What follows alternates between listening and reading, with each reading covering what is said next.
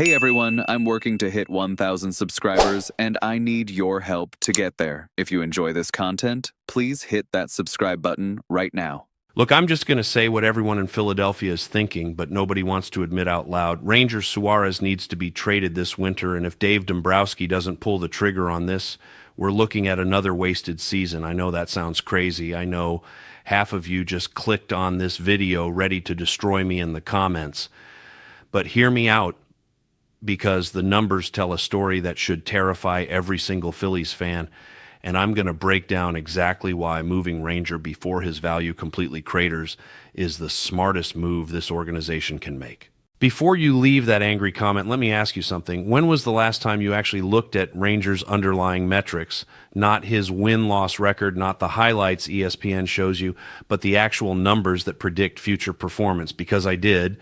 And what I found should make Dave Dombrowski's phone ring off the hook with trade offers before other general managers catch on to what's really happening here. We're sitting on a ticking time bomb, and the longer we wait, the worse this gets. Ranger Suárez had an incredible first half of 2024. I'm not going to deny that. The guy was putting up ace numbers. He made the All-Star team, and Phillies fans were ready to build him a statue. But here's what nobody wants to talk about. That second half collapse wasn't just a slump. It was a preview of what's coming. His ERA ballooned, his strikeout rate plummeted, and suddenly hitters were sitting on that changeup that used to be unhittable. This wasn't bad luck. This was regression to the mean, and the mean for Ranger Suárez is a mid-rotation starter at best, not the ace-level pitcher we're pretending he is. Let's talk about the elephant in the room. His fastball velocity. Ranger's sitting at 92, 93 miles per hour on his best days. In today's game, that's batting practice unless you have elite command and multiple plus pitches. He's got one legitimate out pitch, that changeup, and major league hitters have seen it enough now that they're not chasing it out of the zone anymore. Watch the tape from September and October. They're laying off the low changeup, they're sitting fastball, and they're absolutely crushing him. When you're a soft-tossing lefty and you lose that element of deception, you become extremely hittable, extremely fast. Here's the part that should really scare you. Ranger's about to hit arbitration, and his salary is going to spike hard.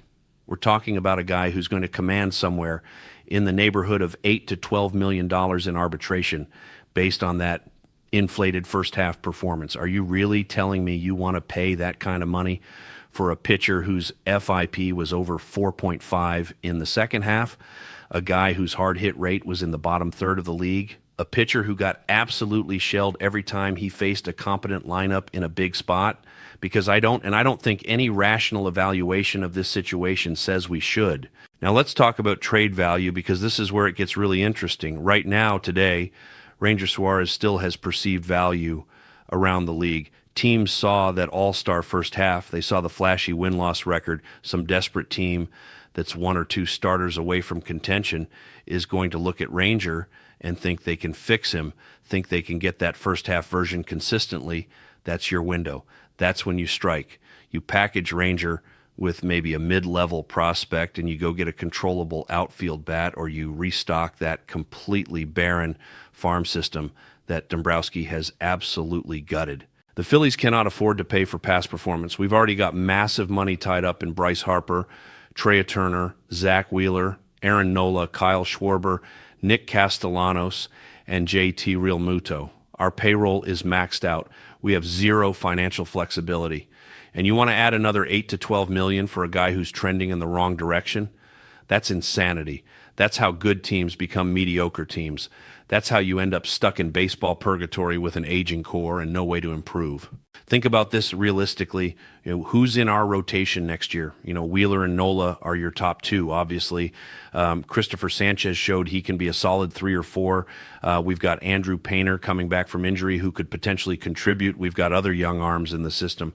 Do we really need to be paying premium dollars for Ranger Suárez when we could reallocate those resources to the bullpen, which has been a disaster? When we could use that money to actually address the gaping holes in our outfield defense? When we could add a legitimate impact bat instead of rolling out the same lineup that's failed us 2 Octobers in a row? Here's what really gets me.